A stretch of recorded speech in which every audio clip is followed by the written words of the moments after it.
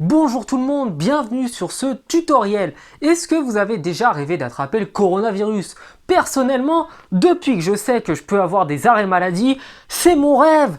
Mais on va donc être un peu généreux avec tout le monde et partager les 5 meilleurs moyens de choper le coronavirus. Numéro 1. Habiter à Marseille. Lorsque la peste noire est arrivée en France en 1348, quelle ville plus dégueulasse que Marseille pouvait accueillir une épidémie mondiale?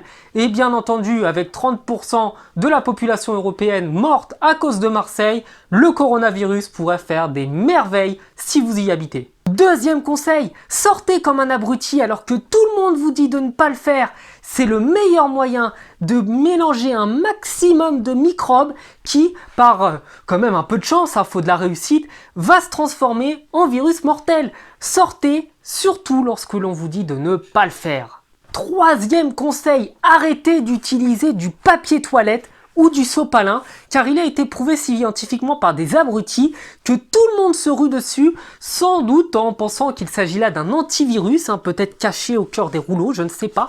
Et donc, si vous voulez absolument l'avoir, éloignez-vous de ces saloperies remplies de protection contre les maladies. Numéro 4, rendez-vous dans l'hôpital le plus proche et surtout, tâchez de réconforter de la meilleure des manières les gens qui craignent pour leur santé en leur faisant des câlins, la bise, leur serrant la main et en restant bien entendu à une distance très proche pour nouer des contacts avec eux. De préférence, essayez de vous rapprocher de ceux qui sont le plus malades parce que c'est quand même eux qui portent en eux le plus de bons éléments, de bonnes bactéries et de bons virus.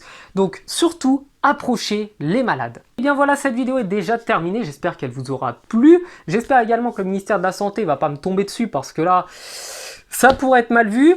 Et je tiens à rappeler pour ma défense quand même que c'est notre président qui savait il y a à peu près 1 mois et demi qu'il allait y avoir des risques avec cette cochonnerie et qui n'a pris aucune mesure nécessaire pour protéger les gens.